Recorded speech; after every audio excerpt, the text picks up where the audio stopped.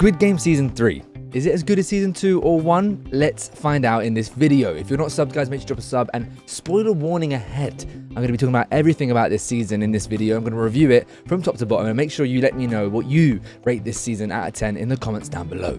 Let's get into it. Starting off with the story of Squid Game Season 3, of course, it's a straight continuation on from Season 2, where we saw player 456's plan to overtake the games go bad and go wrong and not work, and his best friend be unalived by the front man in front of his very eyes, okay? And we left that season thinking, how on earth is this going to continue on? And this is what we saw in Season 3. Of course, player 456 is brought in, he's kept alive. I think that never really got addressed properly, that he didn't get killed in that moment. Like, let's really be honest here, he should have.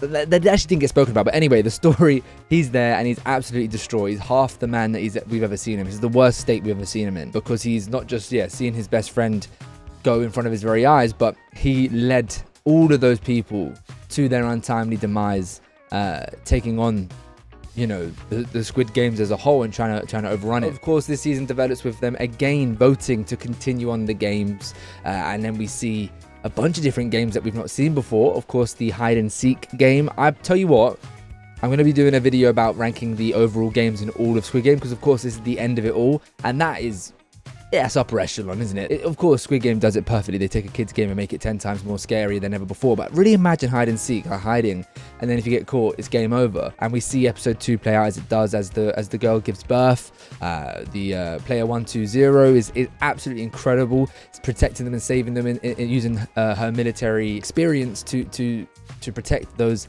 that she's with the elderly mum and the pregnant woman. She falls down the stairs, sprains her ankle as well. Like, it's all kicking off. You've got the crypto guy and Thanos' right hand man working together as well. So it's all I think that one was the most interesting, because that gave us a little inkling. Like, he hated this guy, but now he's working together. Then they take advantage of the situation. They pass the game and then they continue taking out people to give them a better chance of winning the overall cash sum. The way that she goes out after finding the exit, oh man, I thought they'd done the first half of this season perfectly. This episode and then the third episode, seeing the aftermath of all of those lost players. We lost the fake military man, because player 456 wanted to get rid of him, unalive him. He was that furious at him because it was his fault. But he told him in his dying breath, it's your fault.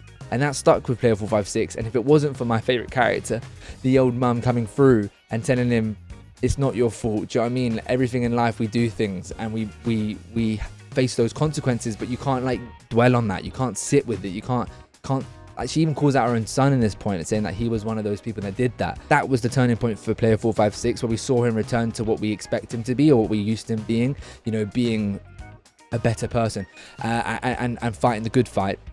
And that's where he obviously takes on the mantle of protecting the baby throughout this. And that's where, of course, we see that my favorite character obviously took her own life, because she was the one who had to take her son's life. I forgot even to mention that. I'm going to go more in depth about the characters later in this video, and also I'm going to do a character tier list as well. I'm going to try and do a bunch of Squid Game videos over the next few days. So they go into the next game, and this one was crazy, because it's like, I was watching this one and I thought, I could do that. Jump in, skip rope. There's just the idea that the new mother, she sprained her bloody ankle, mate, so she can't even jump. Imagine that, man. She probably could have done that. She sprained her ankle, and player 456 just pops off with the baby, goes across the whole way. While this is all going on, though, what I want to talk about is in the story sense is there was 2 other stories going on other than the main story, of course, within the game. Those 2 other stories being that the worker number 11 was saving player 243 and trying to get him out of the games and taking on one of the heads of the games. And then the other story was that the front man's brother, the detective, was still coming on the boats. Those 2 stories, get rid of one of them. You have to get rid of one of them and focus and delve more into one of them. Do you know what I mean? Those 2 stories, we were in some brilliant moments in the main story. They would cut away and all of a sudden we're on a boat again, or we cut away and suddenly we're talking to the other head of the games. It was just so annoying. the amount of cutaways that we did. Obviously, the story progresses. They go through the game of the jump rope. We lose, obviously, the new mother, the player 222, and the baby gets through, and the baby becomes the new player 222, which is a little bit of a snidey little thing. I don't even want to talk about the VIPs. The VIPs were some of the worst. Like, why on earth were they like that? Please, someone tell me. The only reason I can think, and I'm trying to give grace, because obviously the guy that made Squid Game is a genius, and he's like created this brilliant idea. So of course, every decision he makes would come with some, reasoning. Why would he create the VIPs, these terribly acted, clearly like artificial voices? And the only reason I could think of is because they're so disconnected. They're so like over here. Like, I think he tried to make them out to look like even more exaggeratedly different, more exaggeratedly off-putting. Not just like being this fancy, like all the masks and stuff, but their voices are jarring. Like, he wants us to dislike them. Trying to give him some grace here, because that's the only thing I can think about. And the other thing that they obviously was a very debatable topic was the amount of CGI used within like the dog attack when we're exploring Captain Park's home. That looked awful. Gonna be honest, that looked awful. I don't know why it looked that bad. I can't justify that one, but obviously they didn't want to get an actual dog to do the thing. And then the baby being CGI, you can't have a problem with that, really. One thing I want to point out is in the story, a lot of people died in that jump rope game, but what we're left with is 7 people or 8 people, 8 men and 1 baby girl. And I think there's something there, because that's an active choice that he's made. Why on earth are these the final characters? Why are these the final ones in this Squid Game? And it leads on to obviously the end of the game, where of course the baby wins. And the baby winning is obviously very signifying of like hope and a new beginning and innocence, compared to all those other players not having that innocence, all doing things that were objectively wrong, not just in the games, but outside of the games. And her winning, the baby winning, is signifying of like going against everything to do with the Squid Game. And that's what player 456 is saying when he, jumps off the platform, making player 222 win. He's saying, we're not horses, as the front man tried to imply that they're saying, like horse racing, you can bet on them. They're humans. And then what was a brilliant line was, humans are ... Do you know what I mean? Because we are everything. And that was the debate that they were having in season 2. The justification of how like all the people were acting. Like, how do you go about it? Do they deserve this sort of punishment? Do they deserve to be in these games, or do they deserve a second chance? And what we see in this at the end is there is a middle ground. They're both correct. They both have points that are valid. And that's what point he's making, is like, we are everything. There's a little question mark whether the front man potentially is inspired by a player 456's sacrifice in that moment, because he obviously goes on to give his brother the baby for some reason, I don't know, and the money that she won, and of course goes to player 456's daughter in LA and gives the money that he won in the previous games. I will call out as the final game, and to be fair, the final game in season 1 I didn't really care about that much. I didn't think it really like lived up to the previous games, and I felt the same here. The whole twist of it, they didn't click the button at the end. I kind of felt that was obvious. Like, they didn't, you heard them say click the button to start the game, and they've already started fighting. I was like, okay, I know how this is gonna go. And then like I felt like I knew how that was gonna go quite a long way through that. I knew that they wouldn't get player 456 out straight away. They would go for the new junkie and things like that. Yeah. So that was obviously the story as a whole. Like, of course, at the end we see Kate Blanchett, but we're going to talk about the ending in a separate part. Characters. Let's quickly go over the characters, because I think season 2 introduced the best characters that Squid Game have.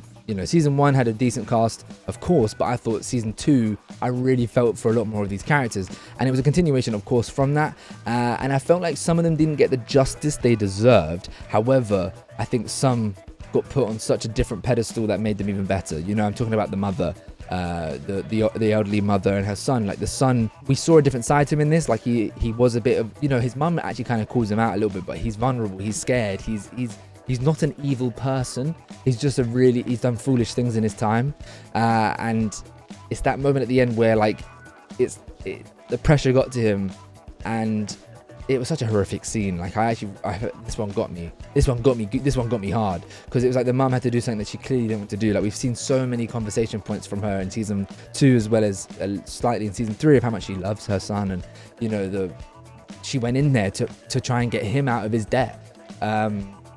And it was just horrific. And then when obviously she begs for the game to end, because now she became this like maternal figure, on top of the fact that the mum knew baby and stuff, but she became this like maternal, like grandparent sort of vibe that she instantly switched on, and even sacrificed, like killed her son to prevent him from harming this new family.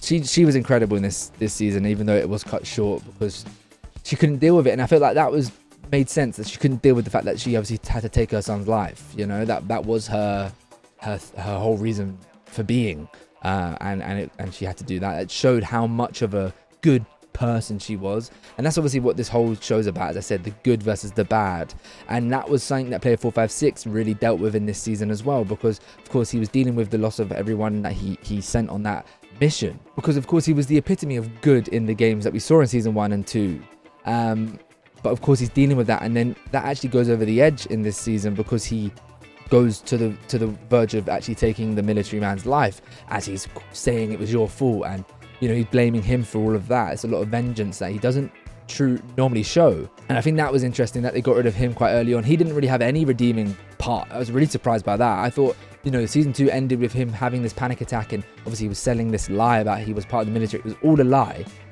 And he never had any redeeming quality. Never had a redeeming moment. I remember really liking him in season 2. This season I really disliked him. He was a rat running around. He's screaming at him. He's like, he never got to have a comeback, and I'm not saying that he had to. It's interesting they chose not to, and of course in that episode they removed, like, you know, the mystical woman. She was really annoying, so I'm glad she got gone. But you know, they removed obviously the son, and then of course player 120, the trans woman. I genuinely loved her, and in this episode she was magnificent, and the way they took her out, oh man. But as I said, I will be doing a video on the characters more specifically later down that line. But yeah, I just thought it was a decent continuation of those characters. However, so many of them didn't really have a full arc. I know that the whole problem, is the fact that the season 3 and 2 were the same season, but they got split in half. And you could kind of tell. There were certain moments that if I had watched season 2 into season 3, then it would have felt like a fair conclusion for a few of those characters, or not a fair, but like it would have felt like it wasn't as abrupt, you know, for the military man, for example. But because it was that break and I hadn't watched season 2, it felt a bit like, oh, what happened to him? The front man, I was quite disappointed. He didn't have as much of a significant role, I felt, in this. Maybe because at the end it's insinuating that maybe he's on a path to change, and therefore that might impact future installments of Squid Game. Characters as well, the detective was a bit disappointed. But again, video on characters very soon, maybe tomorrow. Check out, subscribe. The ending. One thing I was surprised about was how evil, how horrible, the crypto father was. He was despicable. The way that he holds the baby over the edge. He has no paternal feelings whatsoever. He completely lied, and it made it kind of right that, like, nice that player 222 caught on to that and actually made that cool. To say, I'm never going to trust you. I don't want you to be part of this, our daughter's life. Okay, it was a good call, because we saw the true disgustingness of him as a person and as a character in this ending. Of course, the ending obviously brings together so many different things. The boat finds the player 243 who was fleeing the area. That allows him to go into the complex. I just thought you left it too late. No, you left it too late. You finally got the detective after 2 seasons of trying to get to the island. He gets there. He's there for 5 minutes. It blows up. He sees his brother and says, why? No answer. He leaves, and then he gets a check in the mail. Do you know what I mean? And a baby to boot. Why does he have the baby at the end? That ending was just like, what? It doesn't feel justified. It doesn't feel... What was the reason? Is it his brother saying sorry? Here's the money, but then surely the detective wouldn't take the money, wouldn't keep the money, because that's blood money. Like he knows how the game works. But when he opens up puts the card in, he looks chuffed. He looks really happy. I don't know, man. And I kind of like the fact that the front man gave the money over to player 456's daughter. It was a very hard-hitting line when she's saying how much she dislikes her father, but not knowing what he's gone through and what he is to us. You know what I mean? Who he's looked out for in the games. He's been that father figure for so many people in the games before, and she obviously speaks of it so ill about him. The worker, the number 11, the North Korean girl, she finally can find her daughter. That's a happy ending. But I thought they could have done so much more with that sort of arc. Like we know somebody that is the worker in the game that has a moral compass. That is a brilliant little story. Like when they set that up, I thought, oh, this is going to be cold. This is going to be good. It didn't land. It didn't land for me. It felt like an annoyance. We're cutting away to this story, man. I want to see what's happening with player 456. Please, man. I want to see this stuff play out. Yeah, man. Even the lunchbox thing. Like, it just felt so silly. Like, they knew the rules of that game. They knew the rules of that game. We can't get rid of all of these people. We have to get rid of one each game. And then they start just going crazy. I know they were attacking each other, but player 100 was standing there and he could have been persuaded to be brought over there. I don't know, man. It was just a few silly things, in my opinion, that didn't like fit how I see this show. Being in previous seasons, and I was a little bit disappointed as a whole with the ending. But as I said, I really enjoyed more in, like, with hindsight, the line from player 456 saying, "We are not horses, humans are ... Do you know what I mean? When he was put the knife to the neck after the front man speaks to him, that was an incredible scene. I really enjoyed the flashback as well from him. And he puts the knife to the neck, and like he could do and go down this path that the front man did, but he chose not to. And then of course that brings into the question, you know, did that give the front man some like realization, like, oh damn, like he really does believe in this humanity, in this you know, new beginnings, like this hope. He believes in all of that, whereas he couldn't be any different, the front man. But of course he doesn't go on the same path as him. And then does that change him? I think there's going to be an interesting future. We're definitely going to see the front man again, because he's now in America. So maybe he will he continue the games on in America? I don't know. Or does he look out to Cate Blanchett with disgust? One thing I really want to say here, why on earth did Cate Blanchett, why are they playing that game in America? Why? It would have made so much sense if they were playing like rock, paper, scissors or something, a different game. Because like, that's not going to like blend in LA, is it? It's going to stand out like a sore thumb. So it comes to that point where I rank this season out of 10. It was 6 episodes long. I'm going to give this season a 6.5 out of 10. My previous rating for season 2 was 9 out of 10. Because I really loved all the characters that were introduced, and of course they just got rid of them all one by one. And I just want to reiterate once again, this is a combined season. You could tell, you know it is, like we all know it is, and it felt even more like that. So maybe on a rewatch this will be a much more enjoyable watch. Watching season 2 and 3 together will be a much more enjoyable experience, because yeah, it just felt like some things didn't land. And some of the stories that they delved into, I thought were completely unnecessary. Let me know what you think in the comments down below. And as I said, I'm going to be doing more videos, pretty more concise videos on different points, such as the ranking of the games and the ranking of the characters and more as well. Maybe even a top 10 shocking moments of all time in Squid Game. Make sure you drop a sub if you want to see more videos like that. I also do other content as well. Check it out. I've been Floppy Legs, and I'll see you when I see you.